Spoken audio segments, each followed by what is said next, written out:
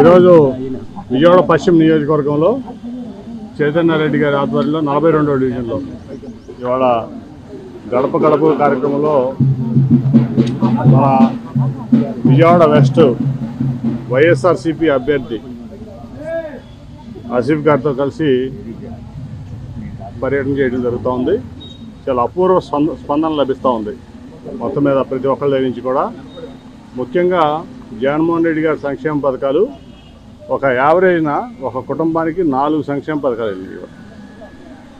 ముఖ్యంగా 2.5 లక్షల కోట్ల రూపాయలు సంక్షేమ పథకాల కింద ఈ రాష్ట్రంలో 1,65,00,000 కుటుంబాలు ఉంటే దాదాపు 1,35,00,000 కుటుంబాలకు ఇచ్చిన ఘనత జగన్మోహన్ రెడ్డి గారిది. ఇటువంటి ట్రాక్ రికార్డ్ కానీ ఇటువంటి హిస్టరీ కానీ ఈ భారతదేశ చరిత్రలో ఇంతవరకు జరగలేదు. అందుకని ప్రతి ఒక్కళ్ళు కూడా చాలా సంతృప్తి ఉన్నారు. అట్లాగే డెవలప్మెంట్ లేదని చెప్పి చెప్పుకునేటువంటి ప్రతిపక్షాలకు కానీ అట్లాగే కొన్ని మీడియా సంస్థలకు కానీ నేను చెప్పేది ఏంటంటే, చంద్రబాబు నాయుడు గారు 5 సంవత్సరాల పాలనలో ముఖ్యంగా అమరావతిని అదే డెవలప్మెంట్ అని చూపించి టెంపరీ బిల్డింగ్లు కట్టాడు తప్ప, గ్రాఫిక్స్లో అమరావతి కట్టాడు తప్ప మిగతాది ఏం లేదు. ఒక సెక్రటరియట్ కూడా కట్టలేని పరిస్థితి. ఇవాళ 30,000 కోట్ల రూపాయలు గ్రామ సచివాలయాలకి, గ్రామ ఆర్బీకేలకి గ్రామాల్లో, అట్లాగే ముఖ్యంగా health clinics, urban health clinic కానీ విలేజ్ హెల్త్ క్లినిక్ కానీ 30,000 కోట్ల రూపాయలు ఇవాళ ఈ క్యాపిటల్ ఎక్స్పెండిచర్లో చేయడం జరిగింది. అట్లాగే 17 మెడికల్ కాలేజ్ 8,500 కోట్లు పెట్టి నిర్మిస్తుంది.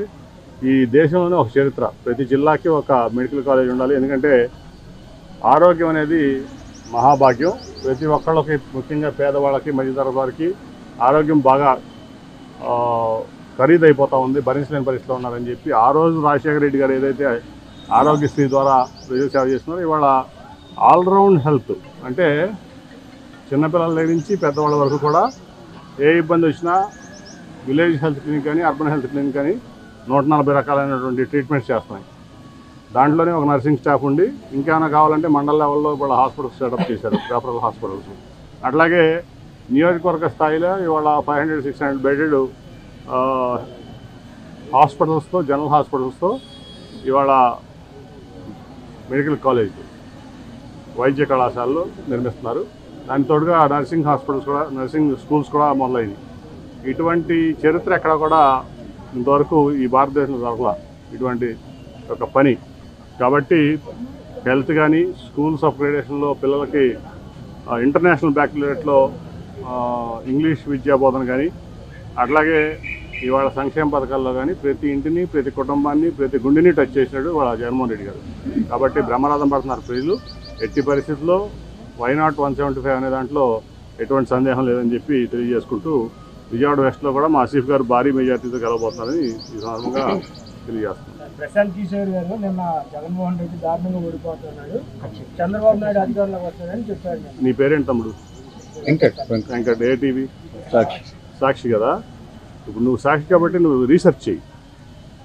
తెలంగాణ ఎలక్షన్ ముందు ప్రశాంత్ కిషోర్ టీఆర్ఎస్ అధికారంలోకి వస్తుందని చెప్పాడు మొన్న. అట్లాగే ఇదే మొన్న ఎలక్షన్లో రాజస్థాన్లో కాంగ్రెస్ అధికారంలోకి వస్తుందని చెప్పాడు ఇదే ప్రశాంత్ కిషోర్. కావాలంటే మీరు రికార్డ్ చెక్ చేసి రీసెర్చ్ చేసి రేపు నాకు చెప్పండి. ప్రశాంత్ కిషోర్ తను చెప్పింది ఏంటంటే నేను కూడా చూశాను. నా దగ్గర ఏం డేటా లేదు, కానీ నాకెందుకో అనిపిస్తుంది జగన్మోహన్ రెడ్డి ఓడిపోతాడని అని చెప్పాడు. నేను కూడా విన్నాదాన్ని. కాకపోతే ఆయన చెప్పినవి తప్పులే. ఎందుకంటే తెలంగాణలో ఆయన ప్రిడిక్షన్ రాంగ్ అయింది మొన్న అసెంబ్లీ ఎలక్షన్లో. అట్లాగే 1923 డిసెంబర్లో కదా ఎలక్షన్ జరిగింది. అక్కడ డిసెంబర్లో తెలంగాణలో ఆయన ప్రిడిక్షన్ రాంగ్ అయింది. అట్ ద సేమ్ టైం రాజస్థాన్లో కూడా కాంగ్రెస్ వస్తున్నారంటే కాంగ్రెస్ రాకుండా అక్కడ బీజేపీ భారీ మెజార్టీతో బీజేపీ వచ్చింది. సో ప్రశాంత్ కిషోర్ ఏమీ దేవుడు కాదు చెప్పింది అవడానికి. ప్రశాంత్ కిషోర్ చెప్పే అన్నీ కూడా ఈ మధ్యకాలంలో ఫెయిల్ అవుతున్నాయి. అది ప్రజలు గమనించాలి. ఏదమ్మా? వివేకానంద రెడ్డి గారు అంటే ఇక్కడ సునీతాలంటే పరిటాల సునీత ఉంది, ఈవిడ ఉంది కదా, కరెక్ట్గా చెప్పాలి మీరు. ఇప్పుడు కుటుంబాల్లో శిక్ష పెడతాం అనేది చంద్రబాబు నాయుడు చాలా సిద్ధహస్తుడు. ఇప్పుడు కుటుంబాల్లో చిచ్చు పెట్టాడు, వైఎస్ కుటుంబంలో చిచ్చు పెట్టాడు, మా కుటుంబంలో కూడా చిచ్చు పెట్టాడు, మీకు తెలుసు. సో అట్లాగే అనేక కుటుంబాల్లో చిచ్చిపెట్టినటువంటి వ్యక్తి చంద్రబాబు నాయుడు. అందుకని ఇటువంటి మామూలే.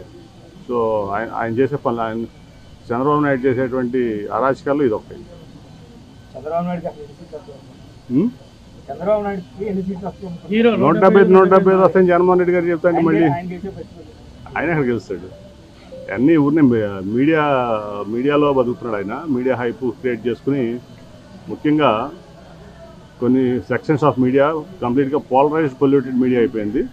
అట్లాగే సోషల్ మీడియా, అట్లాగే ఆయన ఏంటంటే మొత్తం మీద నేను గెలుస్తాను హైప్ క్రియేట్ చేసి ఫండ్ రైజింగ్ చేసుకుని ఇక్కడ ఆఫీసులకి ఇంటికి తాళం వేసి హైదరాబాద్ వెళ్ళిపోతాడు రేపు ఎలక్షన్ అవ్వగానే. దాంట్లో ఎటువంటి ఖాళీ అయిపోయింది.